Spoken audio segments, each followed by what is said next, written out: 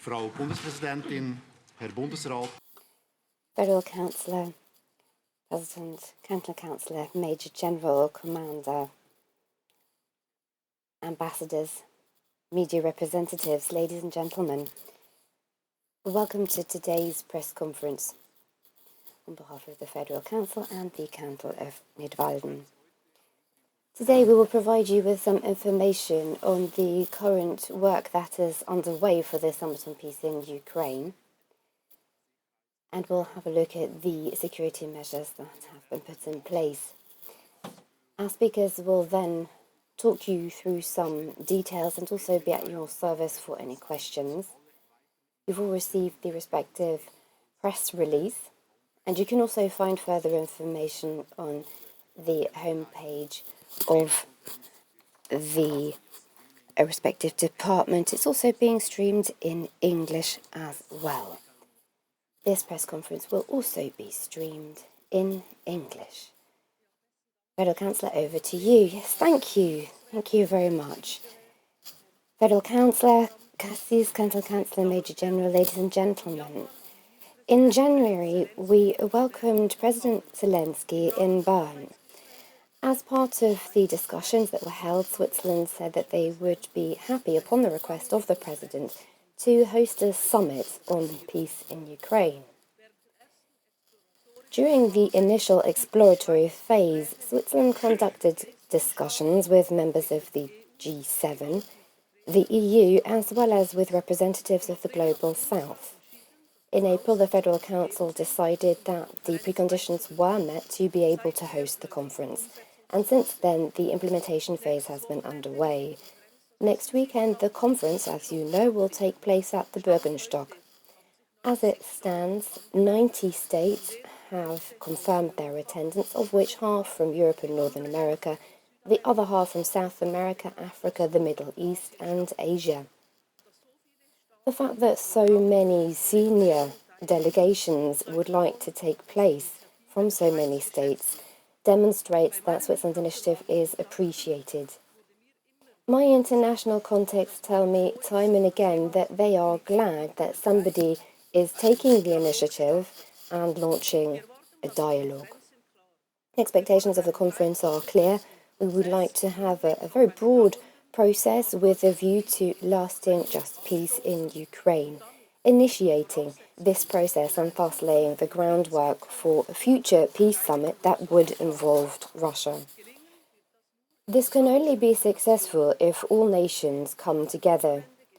This weekend, the idea will be to find common ground among the states for this target and also to make tangible progress on specific topics. Our most important goals are the following: to find paths towards just and lasting comprehensive peace for Ukraine based on international law and the UN Charter. We would like to develop a joint understanding for the potential framework for the achievement of this goal and also define a roadmap as to how the parties could come together in a future peace process. The conference will focus on topics of global interest: nuclear security, food security, and humanitarian aspects. Ladies and gentlemen, an event on this scale requires comprehensive protective measures. The last preparation steps are underway and on track. Switzerland is an ideal location to be able to provide this security, but it will require the collaboration of all of the involved security personnel. Nidwalden Cantonal Police will be heading up these efforts. At their request, the Federal Council has ordered an airspace restriction and provided for subsidiary support service of up to 4,000 military personnel. Alongside this personnel, the armed forces will be taking on tasks for the protection of important and critical facilities, air transport, air reconnaissance, as well as deployments by air, monitoring and any intervention by lake, and also logistics and command support. These measures are in addition to the security measures provided by the cantonal authorities and will enable the intercantonal police to concentrate on their core tasks. Any details will be addressed by the respective experts momentarily. This conference can take place thanks to months of preparatory work with great commitment from the involved officers, levels of government and organizations. I would like to take this opportunity to thank you and the security personnel for your work to date and over the coming days. Thank you. We welcome Pedro Katsikasis. Signora Presidente della Thank you, Ms. President of the Confederation. Ladies and gentlemen, here in the room and online, I would also like to welcome you to this press conference. On the 17th of February, 2 years ago, we woke up faced with a nightmare in Switzerland, in Europe, and across the world. For almost 16 months, the war in Ukraine has continued relentlessly and without any glimmer of finding a solution. Switzerland has a humanitarian and diplomatic tradition, and thus it cannot just sit by idly. The Federal Council has decided to take action, even if taking action would be to climb a mountain.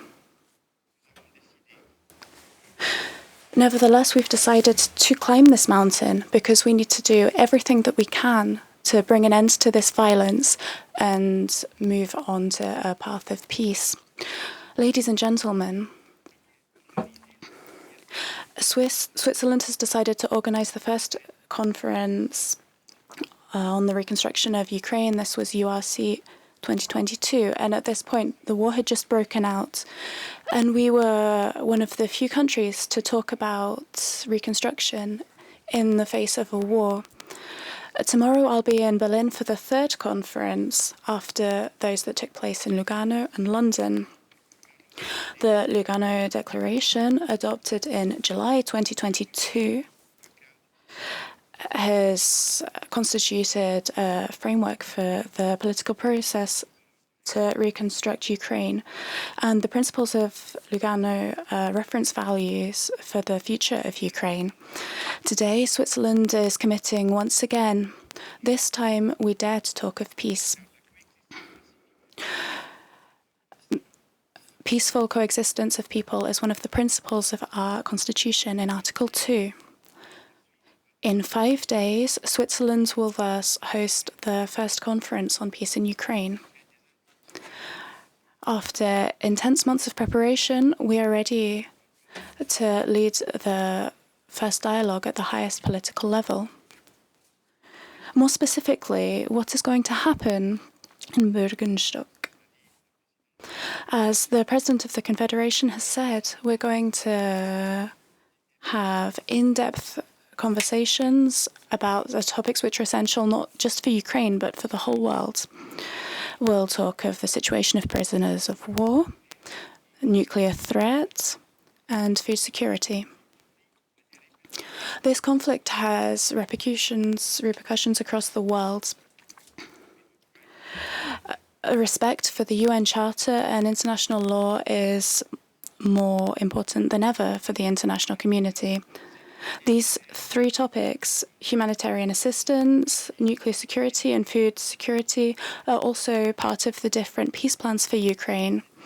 And these peace plans have been proposed by Africa, China, Brazil, and of course Ukraine itself. These are confidence-building measures which are essential to constructing peace. And these, regardless of the different points of view about the war in Bürgenstock, we commit to listening to all points of view. And we'll also deal with the way in which Russia can become involved in such a process. Ladies and gentlemen, allow me a word on Russia's participation, or otherwise, at the conference. As you're aware, Russia has not been invited at this time. From the beginning, I have emphasized that it cannot be a peace process without Russia. We have always been open to inviting Russia. Russia, however, on several occasions and also publicly, has stated that it has no interest in participating in the conference. When we speak of a peace process, of course, the question is raised as to what will happen after the conference at the Bürgenstock. At the moment, I can say the following. The conference at the Bürgenstock is a fast step. As we've already said, the idea is to initiate a peace process. We would like to see this process continue, and we are convinced that for a lasting solution, all parties would have to be involved.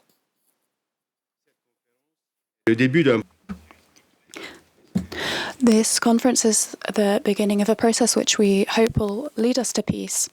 In the meantime, we'll put all of our energy into this process. We mustn't forget that at the end of this route, there is not just world stability and safety, but also the end of suffering for millions of victims.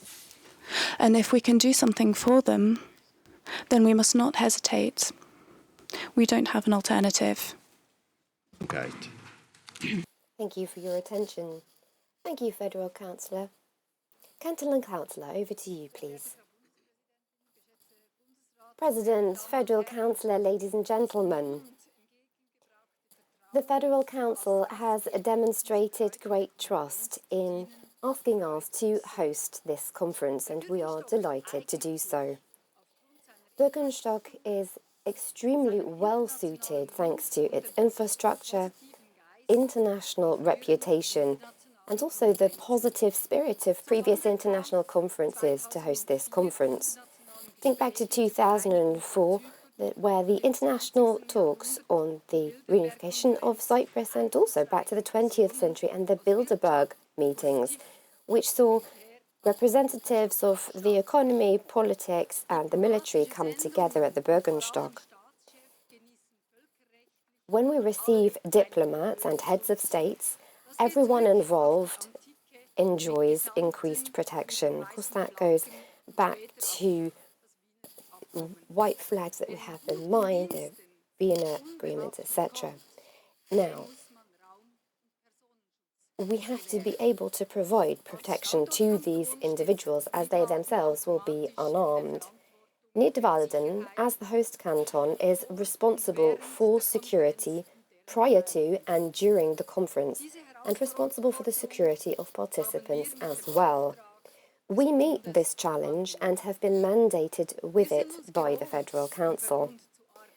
We are used to working together with other stakeholders on an everyday basis, but also particularly for assignments like this. Collaboration between the armed forces, intelligence services, FedPol, the cantonal authorities and police, and emergency services has been working splendidly since the very first day. For many years, we have been practicing this kind of collaboration, and we are now able to provide this service professionally. We're delighted to see that collaboration with all of the parties involved has been very much partnership-oriented and has been successful and pleasant to date. I would like to thank everybody on behalf of the canton of Nidwalden for this excellent commitment and extreme dedication. The security is not just something to provide for the participants of the conference, however, but also for the population. We take any concerns from the population seriously, and we can tell you that the population's security will be maintained at all times. A conference of this kind, with heads of states and governments involved who enjoy special protection, of course goes hand in hand with the restrictions that will also apply to the population on the ground. And we will attempt to keep these restrictions to a minimum. Here, I would like to thank all of those involved for their understanding and acceptance of these restrictions, as well as for their support in being able to conduct this special conference in the interests of peace and security for everyone. In Switzerland, and especially in our canton, if we can take a fast step towards a common understanding of peace, we would be particularly delighted. Our primary goal is for the population to feel safe and for us to be able to protect the participants of the conference. We are ready and the security measures are on track. Thank you very much for your attention.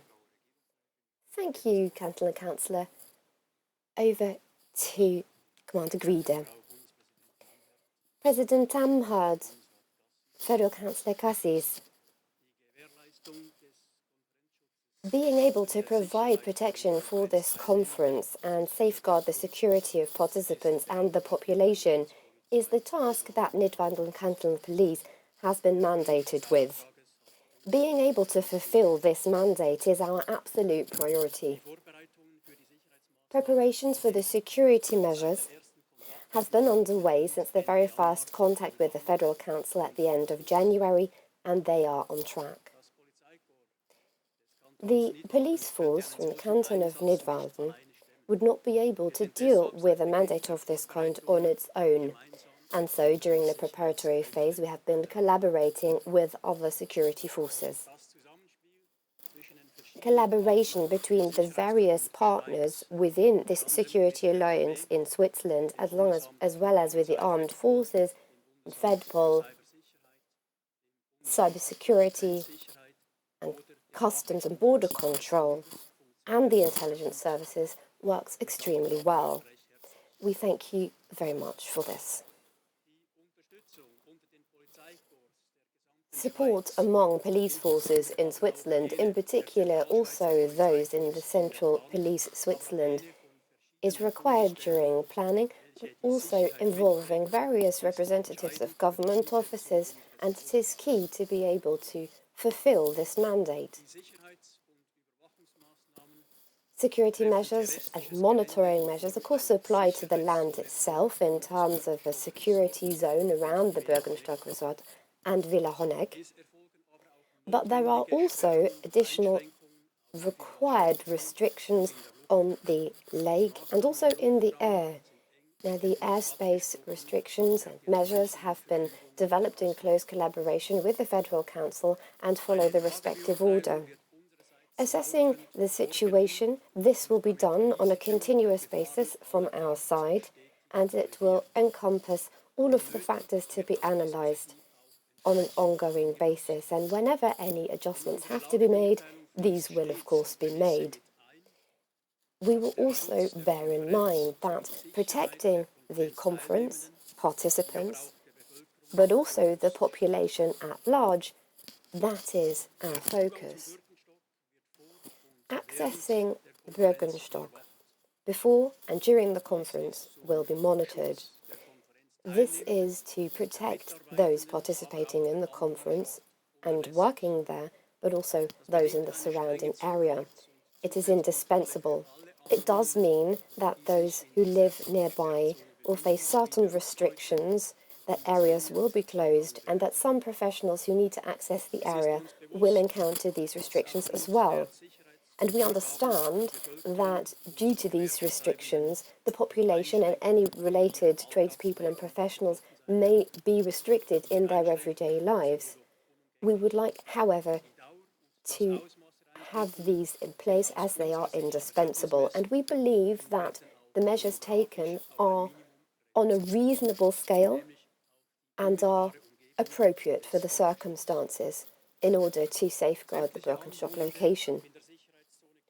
The inhabitants of that zone can stay home and they can go about their work as they would otherwise do. Any roads leading up to the security zone, for example, if convoys are underway, if delegates are arriving, leaving, that we ensure that these closures are of as short a time as possible. We would like to thank the inhabitants of Nidwalden and of course any inhabitants who are directly impacted by the security measures. Thank you very much for your understanding and help in this endeavour. The preparations on the police side are done for the moment. We are prepared and we are looking forward to being of service. Thank you very much for your attention. Thank you, President Amherd, fellow Councillor Cassis, ladies and gentlemen. In January, the Army received the information that the Federal Council had entered into diplomatic dialogue and would like to pursue that in order to see peace. As a partner in the Security Alliance Switzerland, we have since been in planning to be able to facilitate a meeting of this kind in a security sense. On the 22nd of May, the Federal Council ordered support security operation for the summit at the Bürgenstock. The armed forces will be providing support to civil services in mastering the challenges regarding security, primarily Nidwalden canton and police, which, in line with the federalistic principles of our inland security, carries responsibility for security for the conference. From the 5th to the 19th of June, as per the Federal Council's decision, up to 4,000 armed forces personnel will be deployed. Territorial Division 2, as this is the area that is affected by the conference at the Bürgenstock, is responsible for operations on the ground. My division is familiar with the area, with the people there, and we are trained to deal with circumstances such as these.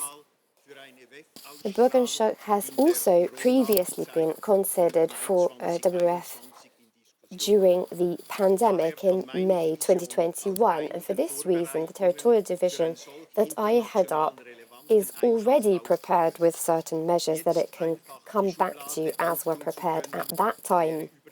Now, it would be an exaggeration to say we can simply do what we plan to do then. We do understand that this is a different situation, especially as regards geopolitical security. However, for the Army, subsidiary security operations are not a new occurrence. Every day, we help to overcome the peak challenges that arise from our cantonal federalistic security system. And we are happy to do so. We do so with conviction and passion. We are happy to support Nidwalden Canton Police by, in particular, taking on tasks for the protection of important and critical facilities, air transport, air reconnaissance, deployment by air, monitoring and intervention by lake, as well as logistics and command support. Our assistance is complementary to the cantonal security measures put in place. It will enable the intercantonal police to focus on their core tasks. The Army is not the police. It does, however, enjoy certain police powers as per the Swiss federal law on the use of force.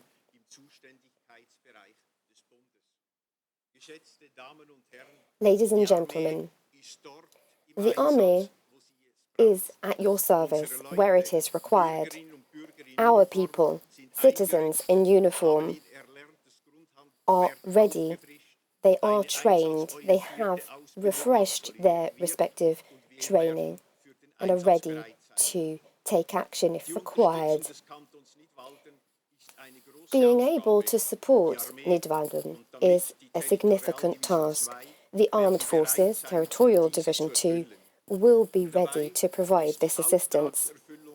And over the course of this, on occasion, traffic may be impacted, there may be some noise involved and other restrictions. I would like to thank the population, in particular of the canton of Nidwalden, for their understanding. My greatest thank, however, is addressed to those in the Army at all ranks who fulfill their mandate responsibly and vigilantly. Thank you very much. Thank you. Before we take any questions, just a brief mention of the afternoon's plans, because there will be a tour in Nidwalden where you will be able to ask any detailed questions that apply to security on site. We'd now like to welcome any questions. We'd like to ask you to state your name and the media outlet you represent. Laurent Sirot pour Laurent Sirot pour Kisto d'ATS.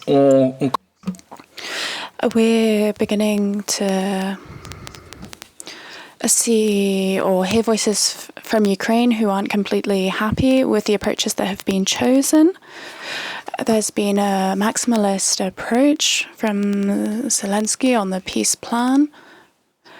Do you have a guarantee that Ukraine will approve a final communication which would follow this approach? And a second brief question. You've also mentioned Russia. Is Switzerland ready to commit throughout this process for as long as needed and to follow this up? Because today you're saying that a second peace conference, a second peace summit needs to involve Russia, or do you think that we could maybe wait for another conference for this? Oui, merci, monsieur. Thank you, sir. In answer to your first question,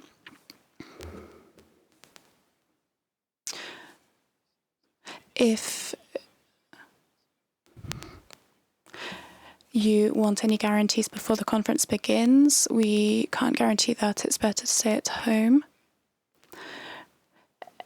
In this conference, we don't have the two parties, but we aim to make everything clear.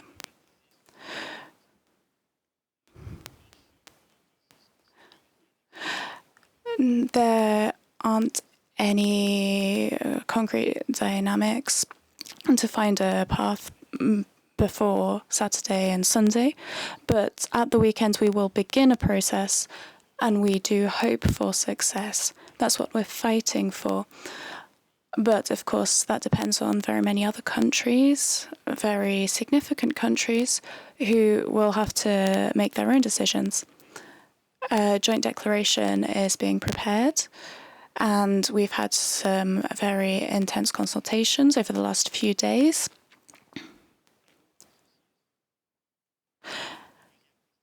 With regards to the second question about Russia, I have been very clear from the beginning.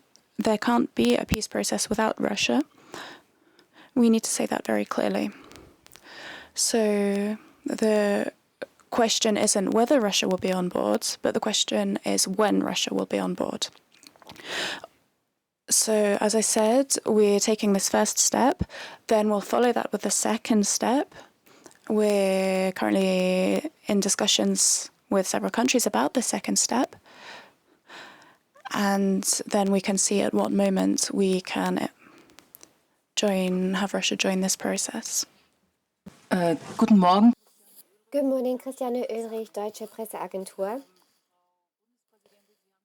President Amherd, I believe you said it was 90 states that had confirmed their intention. I think there was slightly different indication in the press release. Could you please confirm how many states will be participating and how many states will be represented with heads of state and government? Thank you. Yes, thank you. So, for those countries that have confirmed, approximately half will be represented with heads of state and government. The other half will send ministers and other representatives.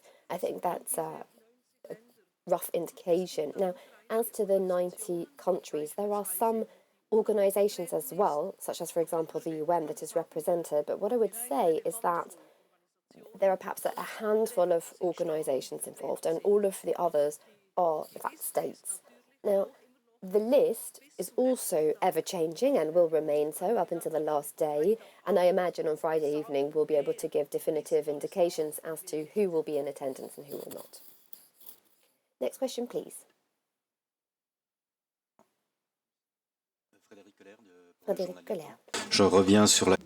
I'd like to come back to the question of the states who have been invited. It's indicated that 90 organizations were signed up.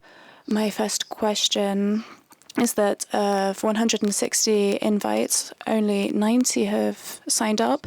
Is this perhaps a bit of a disappointment? Only slightly over half of the invitees are coming. And then secondly, of this list, can we know if Brazil, South Africa and Turkey in particular have responded to this invitation? Thank you. Merci beaucoup pour cette question. Thank you for this question. I think that a participation of at least 90 states and organizations is a success rather than a disappointment. I think it's quite a significant participation, especially considering that several of the states participating are European Union and US states, and the other half are from Asia, the Global South, and Africa, for example. I think it's a very good level of participation. And the second question, what did that regard? Brazil, South Africa, and Turkey. Have they replied? Turkey has confirmed participation. Brazil and South Africa haven't officially confirmed yet. But as I've just said, the list is ever-changing, and we'll have the definitive list on Friday evening. With regards to participation, I would like to know about the Balkans, such as Macedonia, Serbia, and Albania. Have they been invited and have they confirmed? Thank you. Yes, I would like to be clear. We can't give a list of countries and names today. The list will be available on Friday evening. And I must also reiterate that everything is changing every day, especially with further away countries. The Eastern Balkans have been visited. I visited Serbia and Montenegro myself a few days ago to ensure that there'll be a good participation from these countries. And on Friday evening, we'll be able to say exactly who will be attending, at what level, and from which country.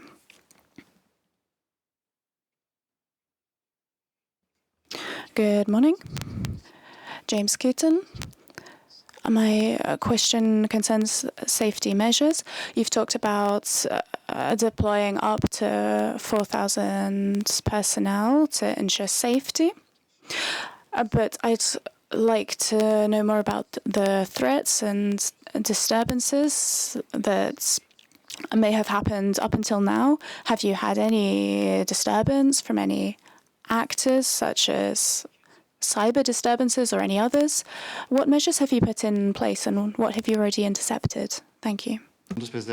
Merci beaucoup pour cette question. Thank you for your question. We have already had a couple of disturbances. There have been some cyber attacks, but I am unable to give details, of course.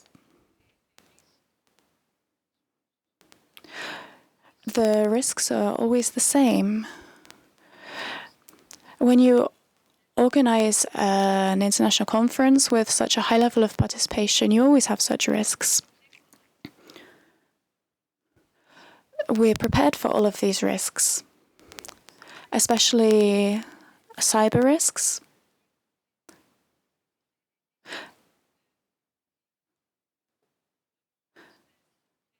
And we are ready.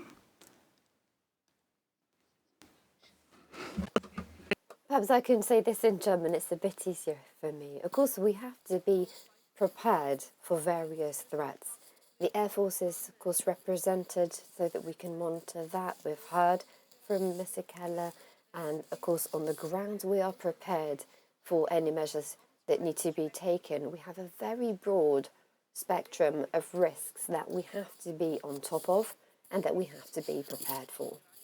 This also applies clearly to cyber security and any critical infrastructure. David Bina, NZZ. President Zelensky,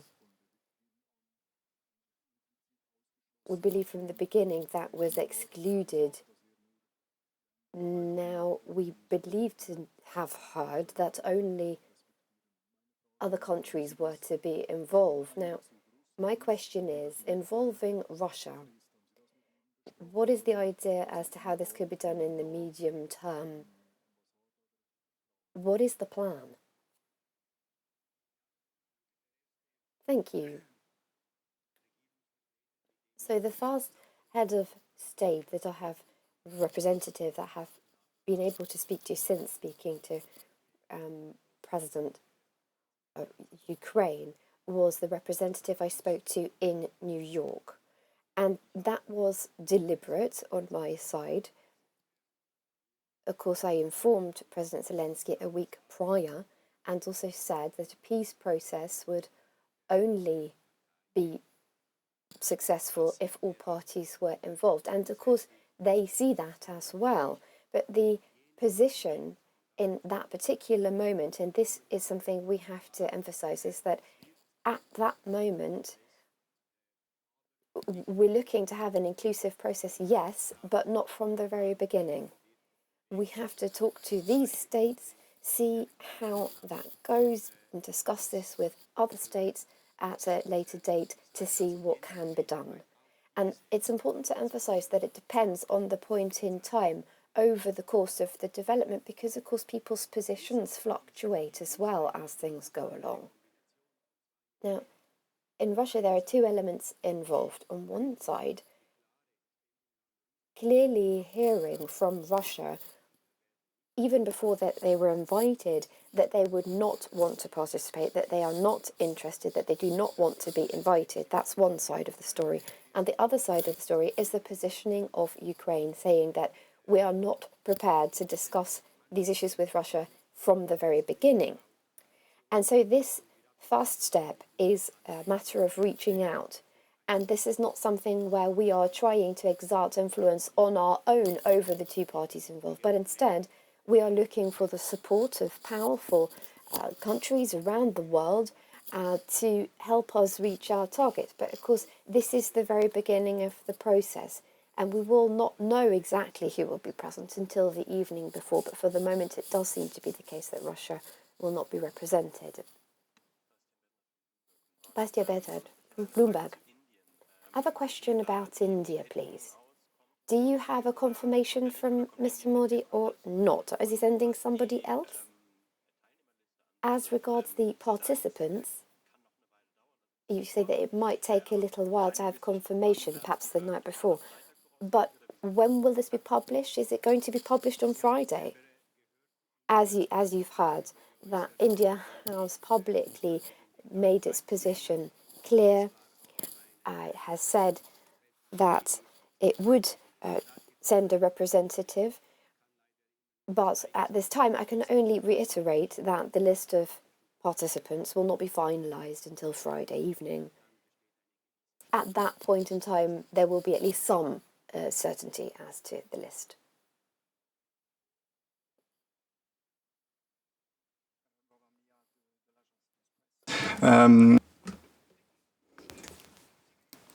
The contact that you've had with China, what has China said about this summit?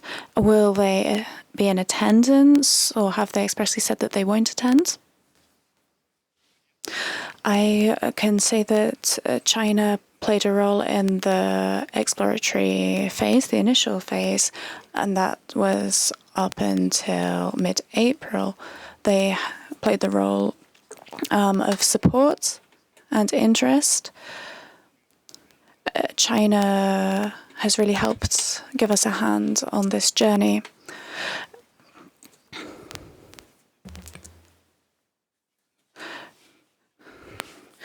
Of course, they said from the beginning that they would not be in attendance if both parties were not in attendance around the table.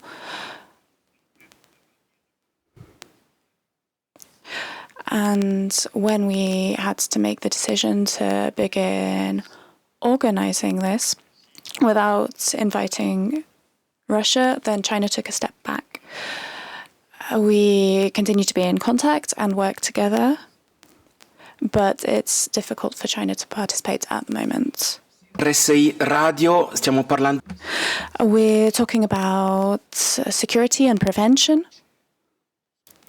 Are there any other tools?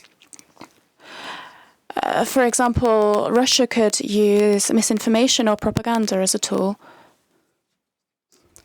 And given this possibility, how do you expect to defend against misinformation and propaganda during the summit?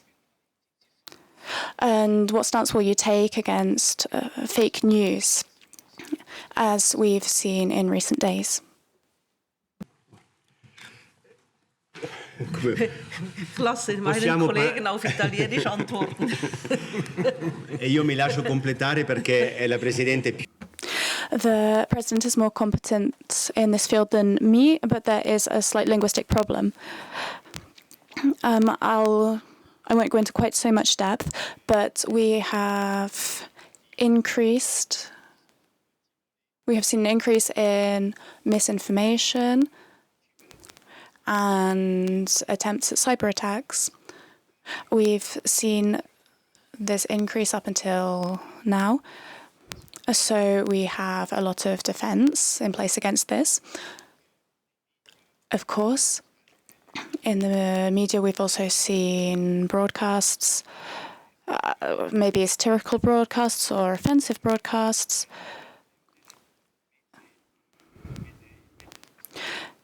Even as far as fake news or misinformation. But all of this is part of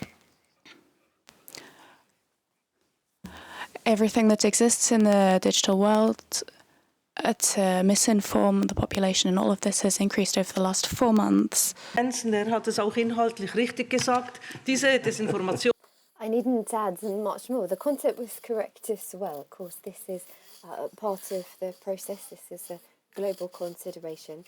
And now, organising the summit, these topics have become more prevalent than they might otherwise be. But it does mean that we have to provide our own information that relies on hard facts in an attempt to counter any misinformation or half-truths. And you know, as media representatives, that this is a difficulty. But what is important is that we, on a continuous basis, provide real-time information to ensure that the correct facts are out there and get to people. Yes, please. My question is about the interior policy questions. Of course, you've got Russia not in attendance, and perhaps the presumption that President Zelensky might use the conference to gather funds, perhaps also weaponry. Is there something that you could say on this? Is there something you wish to prevent? Can you prevent this? The conference has a very clear goal and purpose. As we said in our introductory remarks, we attempted to set this out. Of course, this is not about propaganda. It is about the basis of humanitarian aid provided by Switzerland, based on fostering peace, to provide a platform to initiate a dialogue. This is the goal, and we will do what we can to ensure that this is also the goal that is pursued. Julia Prelev. Ma question. My question concerns inviting Russia once again. Why have you made the decision to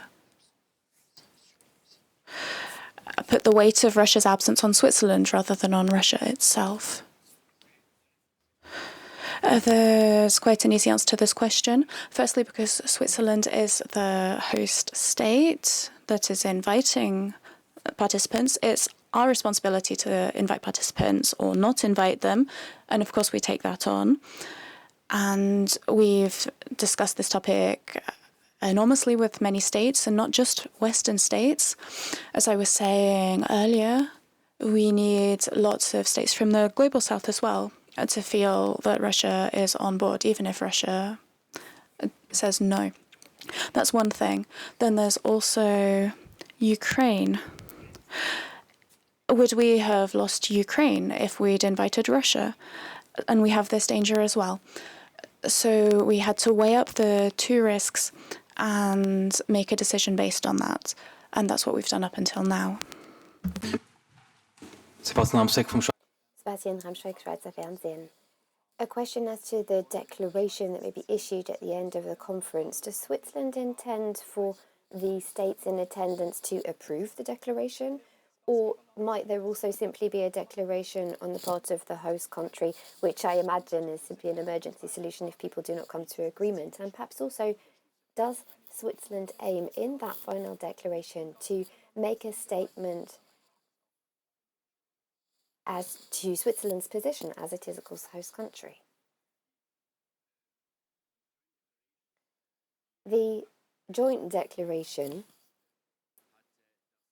that we would like to issue ideally should be approved by all in attendance. Of course, if that's not possible, then it can be issued as a presidential statement.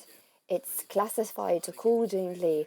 Of course, the maximum weight would be afforded to a declaration that had the support of all parties. If we think back to 2 years ago, of course, that was a different topic, and this is perhaps a little bit less under tension. Now, as for the content, it would have to be in line with what is being discussed and will be discussed over the parallel tracks of humanitarian security, nuclear security, food security, and the declaration, or in the press conference after the conference. We would hope, and it would be our goal, to be able to inform you of the next step. Of course, this is not something we can decide on ourselves. There are states that have an interest in this particular outcome and that would like to see this prepared also. Stefan Lanz, 20 Minuten. Perhaps part of my question has already been answered in French or Italian, and so perhaps I can ask this just again. Would Switzerland not have had to invite Russia so that Russia would have been able to decline? Would that not have been better from a diplomatic standpoint? Thank you very much for your question. Yes, of course, this is an emotive topic, and I understand that it took a few weeks for us to come to a decision on this. Of course, that would have been an option, yes. But the problem is that it was already clear in advance that Russia did not wish to participate. And based on the information that Representative Lavrov gave me, that then, if it became clear that they saw this as a pro-Ukrainian conference, and that was not how they saw any peace process going. So any invitation to Russia, we had already preempted at that point that it would be declined. If they then had also accepted the invitation, then it would have been a conflict with the position of Ukraine at that time. And so it was not possible to sidestep this dynamic entirely, but what we were able to do was to prioritize making some initial progress towards peace. Of course, we have explored other avenues, but we have not yet been able to open both doors to welcome both parties into a situation that they'll both agree to. From the beginning, Switzerland said that the target would be to have Russia on board. But if I understand correctly now, it sounds more like Ukraine was threatening to pull out if Russia was involved. Was that not a point that should have been considered before the organisation of the event was confirmed? So if you had had agreement in advance? No. We said the same from the beginning, in that, yes, the goal is to have Russia on board for the peace process. This conference is only the first step towards a peace process. When it comes to the peace process proper, Russia will have to be involved. Of course, it's our wish that ideally Russia would be involved from the beginning. This is something we would have liked to have done. We would have liked to have been able to launch proceedings proper at Bürgenstock, but this is something that will take weeks, months, and whether or not the process will be successful in the end is something that we'll have to wait and see. And obviously, for any peace process to make proper headway, Russia would have to be involved. but it's just a matter of making smart choices as to when Russia should come into the picture. Schweizer Fernsehen. NZZ am Sonntag has spoken about various cyber attacks that have taken place in advance of the conference. They've seen a tenfold increase. What kind of increase have you noted, and how severe are these attacks? There has been an increase in cyber attacks over the past few weeks. Yes, this is correct. We will not be presenting any numbers on this, but we have had an incident to deal with, but we have been able to overcome any attack successfully. Renchérir sur cette question de la Just to go back to this question about cybersecurity and attacks on information, has Switzerland asked for cooperation or help from other states, be they EU member states or NATO? And with regards to Russian media, we know that steps have been taken to prevent some Russian media. Has this also... werden bereits seit einigen Jahren For several years, information has been being gathered and shared on the topic of cyber attacks. On international level, there have been various exercises in preparation to safeguard against that. In terms of the European agency, there is also collaboration with cyber attack specialists, and the bilateral agreements also provide for regular exchange between Switzerland and other parties to be able to safeguard against cyber attacks in collaboration with other countries. And of course, this will be done so in this instance. I would just like to add, if I may, as for the Russian media, we have two representatives of Russian media who will be represented. And this is the Swiss tradition in that they are accredited by Geneva, that they are represented in international Switzerland, and so they will be at the conference. As for security for the conference, perhaps this is a question for Mr. Grieder or Keller. In safeguarding the security of the conference, is there any collaboration with foreign armed forces or with any police forces from other countries? Say, you could imagine that particularly when it comes to the airspace, any attacks that are incoming from abroad might be, say, with drones, etc. Mr. Grieder, please, first, and then Mr. Keller.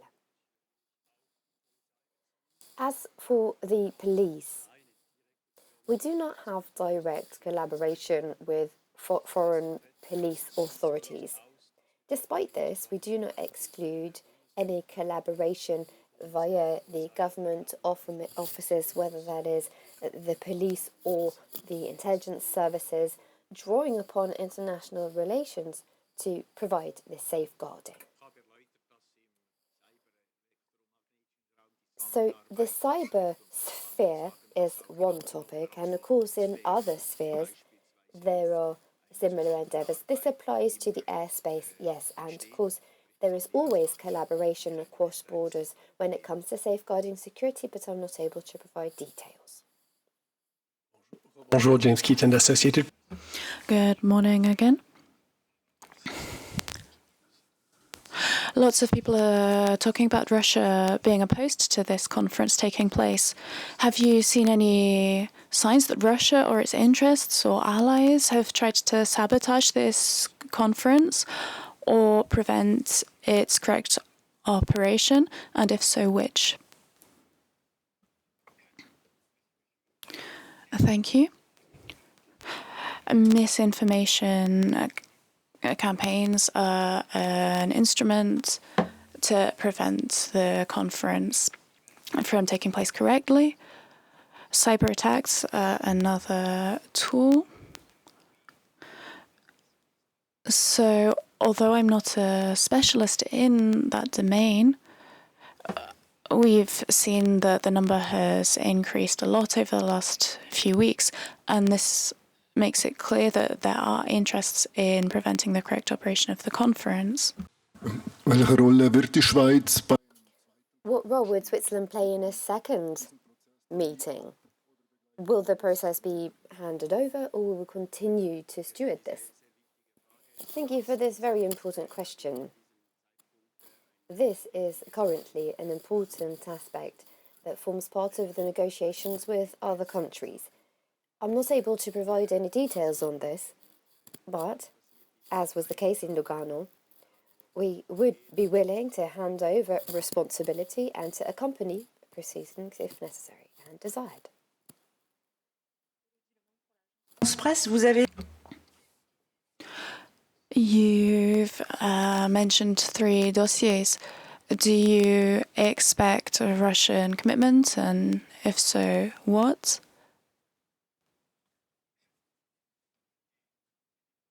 One of the challenges of a peace conference is to allow the different actors who are participating in the war to be able to express themselves and give their different points of view. In that sense, several peace plans have been drawn up. We know about plans drawn up by Ukraine, but there are also less known plans drawn up by South Africa, China, even Russia. And if we look at all of these plans, there are some common points. And these regard the civilian world, all the humanitarian aspects, exchange of prisoners, humanitarian assistance, nuclear security, food security, and obligations in the Black Sea, and so on. So you're asking how we can build confidence. We can build confidence when we speak to all stakeholders and find elements of mutual understanding where everyone wants the same thing, and we base ourselves on that. And that's why we've chosen these 3 points to reach a solution. And if we do find a solution, then this small step will give us the confidence to take a second step. Might the EU elections and their outcome also influence the attendance list? Macron and Scholz specifically, do you believe that there may be any change? Will they withdraw their confirmation depending on the outcome of the EU elections? And also, the conference as a whole, with it being so complex and the geopolitical repercussions, is that not perhaps just a little bit too big for Switzerland? As for your first question, the EU elections are, of course, not national elections, so this is not necessarily anything that would have an impact on institutional roles, etc. Now, Macron and the outlook at the end of June and any elections to be taking place, of course, that doesn't mean that he will be paralysed at all by then. He can continue to perform his duties, and so we do not feel that that will change anything. But as we've said, the list will be made available Friday evening. Now, secondly, is the conference a little too big for Switzerland? No, we do not believe this to be the case. I believe that in this world, Switzerland has to have the courage to do things on the basis of the credibility that it has on the national stage. And this is the idea of this conference. I'm correspondent from the agency TAS. Mr. Cassis, is the preparation process transparent for Russia? Do you have a diplomatic agreement with Russia? Yes, we've had regular contact with Russia, with the Ambassador of Foreign Affairs in Moscow, and we continue to update our state of preparation. So once again, we've given our all, and we've done everything we can for Russia to be on board. I know you don't like to speculate about attendance, but Narendra Modi and Lula da Silva, if I've understood correctly, they have said explicitly that they will not attend in person. What would you say in that case, that they will attend the G7 meeting with Joe Biden? If they're in Europe in any case, why would they not also come to Bürgenstock? Because I think that was the idea, that those who had attended the G7 would not have to travel all that far to then also be able to attend the Bürgenstock conference. I think that there are two very different situations. Narendra Modi, at the moment, he won the elections, yes, but he was not as successful as he may have liked.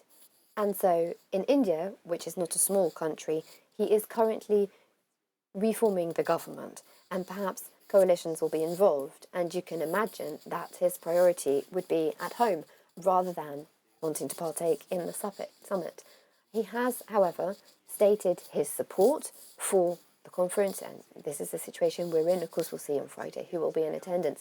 Now, Brazil is another constellation because from the very beginning, Brazil said, in the spirit of Russia, that if Russia was not at the table, Brazil would not send high-ranking representatives.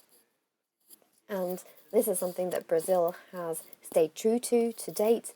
We've also seen what has happened with China, with the intention that has been stated of having parallel peace proceedings to be conducted.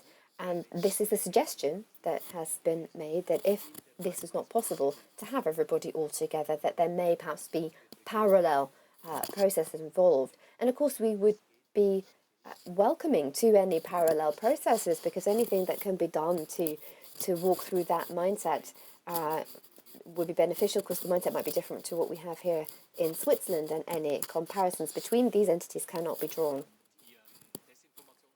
As regards misinformation, I believe this has been discussed very publicly in the last few days. There have also been personal attacks on the president of the Confederation. What is Switzerland's stance on the cyber attacks on various stakeholders, attacks on the president herself? How does Switzerland respond to this? Well, the reaction from Switzerland is that we acknowledge this misinformation campaign. We have not called upon the ambassador to address this. This was my preference because a misinformation campaign, it is so extreme that it is quite clear that very little of this information is in line with reality. And with that in mind, it is not necessary to respond in any further way.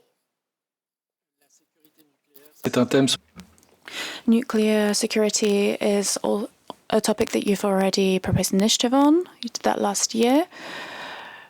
The second Swiss president arrived in October, will arrive in October, a few months after the conference. How will you follow up with this format to make it easier for Russia and other countries to be associated? Yes, this was a main topic.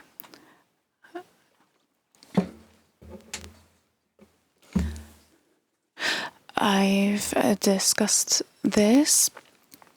The topic is very high on our agenda.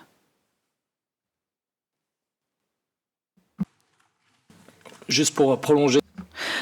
Just to go into that question a bit further, could there be other initiatives in the Security Council in October?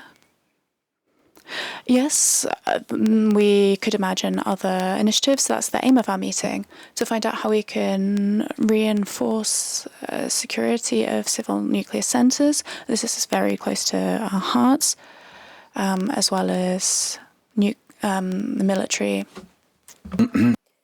I would just like to ask again what exactly happened with the very first confirmation of attendance when Zelensky was visiting Switzerland. You said that that was essentially a working group and that it was within that framework. Now, on behalf of Switzerland, who was represented in the working group? Were there federal councillors involved? Who was involved?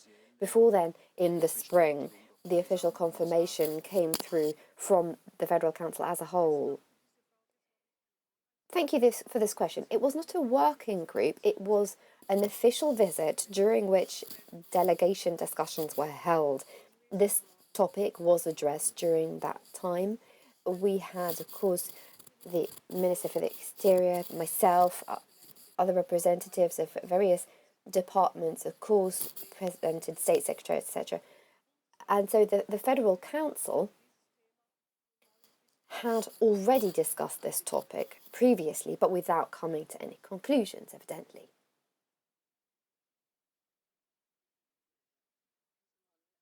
Catherine Heudel, AED. How great is the risk, do you believe,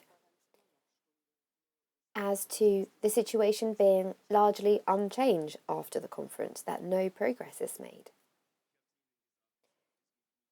As I've said, there is nothing more uncertain than a summit on peace,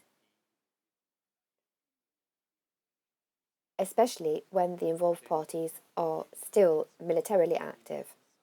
Despite this, we take this step consciously, even if it is much like climbing a mountain.